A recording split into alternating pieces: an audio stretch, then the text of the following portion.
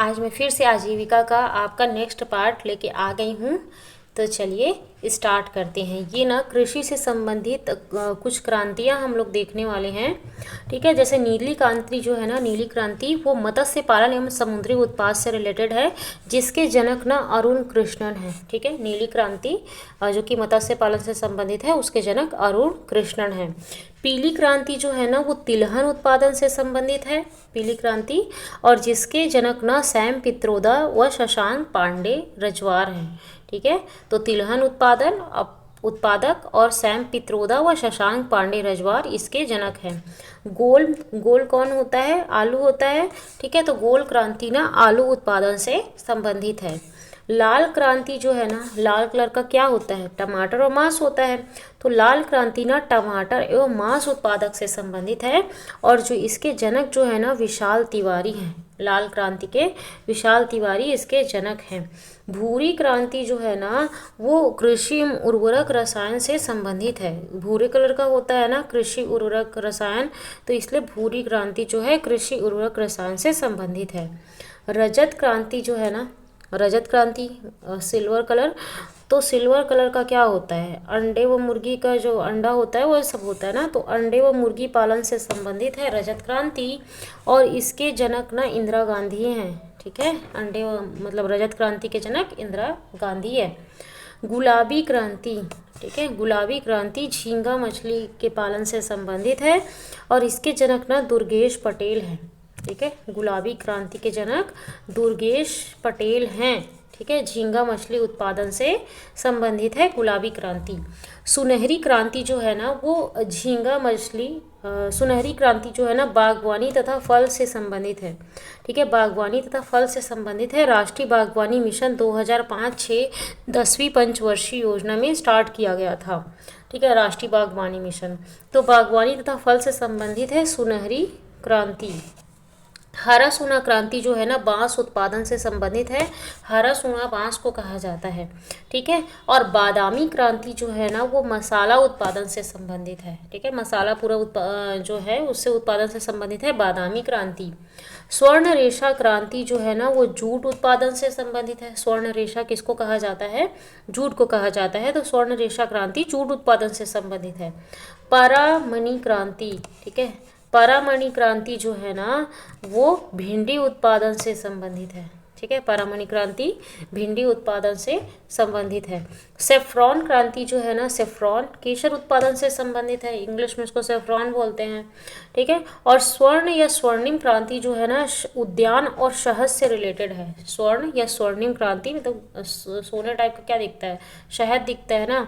ठीक है, तो इसके जनक ना निरपक तुतेज हैं। निरपक तुतेज स्वर्ण या स्वर्णिम क्रांति के जनक हैं। इंद्रधनुषी क्रांति, इंद्रधनुष में 7 रंग होते हैं, तो पूरे समग्र क्रांति का जो समावेश है ना वो इंद्रधनुषी क्रांति में आ जाता है, इंद्रधनुष क्रांति में। ठीक है, तो समझ आ गया। परामणि क्रांति भिंडी उत्पादन से संबंधित है। स्वर्ण रेशा क्रांति जूट उत्पादन से। बादामी क्रांति मसाला उत्पादन से। हरा सोना बांस को कहा जाता है। सुनहरी क्रांति बागवानी तथा फल उत्पादन से संबंधित है। राष्ट्रीय बागवानी मिशन 2005-6 10वीं पंचवर्षीय योजना में स्टार्ट हुआ। गुलाबी क्रांति झींगा मछली, जनक दुर्गेश पटेल। रजत क्रांति अंडे व मुर्गी पालक, जनक इंदिरा गांधी। भूरी क्रांति कृषि उर्वरक व रसायन। लाल क्रांति टमाटर व मांस उत्पादन, जनक विशाल तिवारी। गोल क्रांति आलू उत्पादन। पीली क्रांति तिलहन फसल उत्पादक, जनक सैम पित्रोदा व शशांक पांडे रजवार। नीली क्रांति मत्स्य पालन व समुद्री उत्पाद, जनक अरुण कृष्ण। ठीक है, तो आगे बढ़ते हैं। अब देखते हैं कृषि का मशीनीकरण। ठीक है, तो मशीनीकरण एग्रीकल्चर में किस तरीके से मशीन का उपयोग होते हैं ये सब इसमें होगा। तो इसका अर्थ है मशीनीकृत कृषि कार्य को यंत्रीकृत करने के लिए कृषि मशीनीकरण का उपयोग करने की प्रक्रिया कृषि का मशीनीकरण कहलाता है। योजना ना कृषि मशीनीकरण पर उप मिशन SMAM सब मिशन ऑन एग्रीकल्चर मशीनरी की शुरुआत 2014-15 में हुआ था। ठीक है, तो कृषि का मशीनीकरण की योजना का जो शुरुआत है ना 2014-15 में हुआ था। और विश्व भारत में मशीनीकरण का स्तर देखिए तो अमेरिका में ना 95% एग्रीकल्चर मशीनों से होता है। ठीक है, ब्राज़ील में 75% मशीन से होता है और इंडिया में ना सिर्फ 40 से 45% ही एग्रीकल्चर जो है ना उसमें मशीन का यूज़ होता है, बाकी में नहीं होता। ठीक है, कृषि का मशीनीकरण पर उप मिशन SMAM के प्रावधान, इसके अंतर्गत कृषि उपकरण व मशीन की खरीद हेतु सब्सिडी दी जाती है ना, उपकरण और मशीन की खरीद हेतु सब्सिडी दी जाती है। पूर्वोत्तर राज्यों के अलावा अन्य राज्यों में ना 40 से 50% तक दी जाती है। मतलब हाँ, अब बाकी सब राज्यों में 40 से 50% तक की सब्सिडी दी जाती है। सब्सिडी मतलब पैसा दिया जाता है, ठीक है, जितना है उसका। और पूर्वोत्तर राज्यों में ना 1.25 लाख रुपए प्रति लाभार्थी दिया जाता है। ठीक है, अगर मशीन कुछ एग्रीकल्चर का मशीन कर रहे हैं, खरीद रहे हैं, उपकरण खरीद रहे हैं, तो पूर्वोत्तर राज्यों में नॉर्थ ईस्ट में 1.25 लाख रुपए प्रति लाभार्थी दिया जाता है। और बाकी अन्य राज्यों में ना 40 से 50% तक अनुदान दिया जाता है, सब्सिडी दी जाती है। ठीक है, भारत में प्रति हेक्टेयर उत्पादन तथा प्रति व्यक्ति उत्पादन विकसित देशों से काफ़ी कम है तथा उत्पादन तकनीक भी काफ़ी पिछड़ा हुआ है। यंत्रीकरण द्वारा लागत में कमी एवं उत्पादन वृद्धि संभव है। ठीक है, यंत्रीकरण होगा, मशीनीकृत होगा तो प्रोडक्शन इंक्रीज होगा। विभिन्न कृषि गतिविधियों में संचालित मशीनों की प्रवेश का आकलन 40 से 45% नाबार्ड 2018 के बीच किया गया है। भारत में वर्ष 2019-20 में प्रमुख फसलों के लिए कृषि कार्य में मशीनीकरण, बीज क्यारी तैयार करने, बुआई, रोपण, रोपाई, निराई, अंतर खेती और पौधा संरक्षण, कटाई और गहराई में क्रमशः। तो देखो मशीनीकरण, कृषि कार्यों में मशीनीकरण में 70, बीज में 38, क्यारी तैयार करने में 31 है ना, बुआई में 32, इस तरीके से रोपण, बुआई, रोपण, रोपाई में 32% इस तरीके से रहा है। भारत में कृषि उपकरण बाजार वर्ष 2017 में 8.8 बिलियन US$ होने का अनुमान है। ठीक है, जो बाजार है कृषि उपकरण का बाजार वो 8.8 बिलियन US$ होने का अनुमान है। और वर्ष 2022 तक इसके 12.5 बिलियन US$ तक, और ट्रैक्टर बाजार में वर्ष 2022 तक 7% की CAGR से बढ़ने की उम्मीद है। ठीक है, तो 7% तक बढ़ने की उम्मीद है।